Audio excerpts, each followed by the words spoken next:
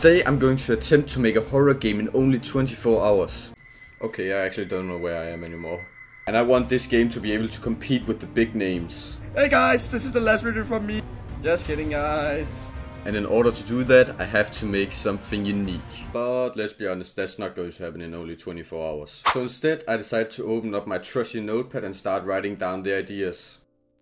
Wait, you didn't actually think I would start writing down ideas. I'm a game dev, remember? I just use AI. So I simply started off by asking it for some ideas for a horror game. The first game is about a young woman named Clary that gets some mysterious letters from an asylum and she decides to go and check it out. I didn't really like this idea, so I asked it for a new one. And this second game idea definitely caught my attention. The game is about you playing as a man named Alex, who's a journalist that's been trying to search for a sensational story to boost his career. After hearing rumors about a village that disappeared from all maps decades ago, you decide to go and investigate it. So I got to work starting off with the landscape. When I had finished the landscape, I wanted to do some foliage where I added the trees. But before I do that, I have to find the village for the game. And the village I chose to use for this project is this one right here by Nikita. He does awesome work, feel free to go check him out. So now we've got our village and our landscape down, it's time to start working on the story for the game. But there was a major issue in our way. This first short part of the challenge I almost spent 2 hours on. So I knew that if I continued down this path and having to make a story game, I wouldn't be able to finish it in 24 hours. So I decided to scrap this first part of the project and waste 2 hours on nothing. But now with a fresh and clear mind, I decided to start from the beginning again. I swear to God, game, that is what's gonna make me go down. But this time I didn't want ChatGPT to have control over everything. So I instead decided to give it 3 criteria that it had to implement. The first criteria that it wants to be met is escape. And what I mean by that is that the player has to be able to escape from somewhere. And my second criteria was that there had to be some sort of monster that was trying to get you. And let's just say, with these new criteria, ChatGPT kind of cooked. But before I show you the idea that ChatGPT came up with, I just have this quick announcement. Because me and my friend, we're currently working on a horror game called A Tale of Terror. And we just launched it onto Steam, so we really appreciate it if you want to go onto Steam and add it to your wishlist. It costs nothing, it's completely free, and you help 2 16-year-old developers chasing their dreams. That's it, back to the video. If you want, you can pause the video and read it, but I'll just explain it short. So basically, you wake up in a facility and don't remember anything, but the only thing you know is that you have to escape. And this drawing here, it has really no point, I just made it cause why not. So now we've got this idea, we're finally ready to start working on the game again, and this time there's no scrapping anything. Because at this point of time I was almost 3 hours into the challenge and I had made no progress at all. So I started working on the facility building, which would take some time, but it will be worth it in the end. And most of the facility building was just copy and pasting the same asset.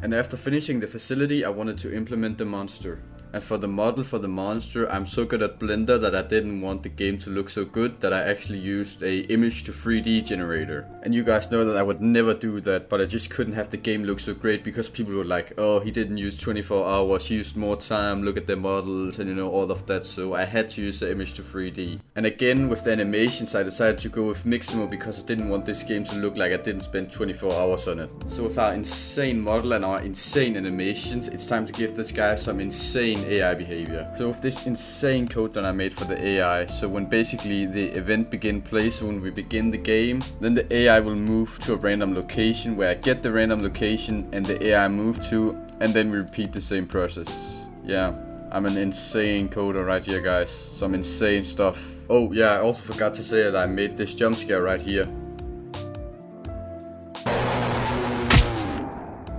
But since I set it so the monster is faster than the player when it's chasing them, I have to make sure that the player can outrun this monster. So I made a system where you can run for a few seconds before you run out of breath and you have to recharge your stamina. So now we have got our enemy and our map done. There's one more thing we need to do before this game is complete.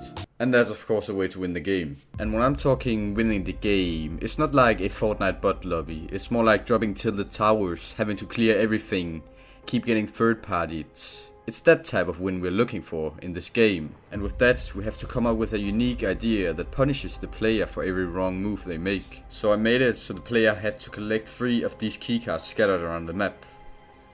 I know it seems hard and impossible, but I can promise you, it's very fucking easy. Like, insanely easy. I don't think you understand how easy it is. But instead of making it harder, I decided to make a new level for an extra challenge.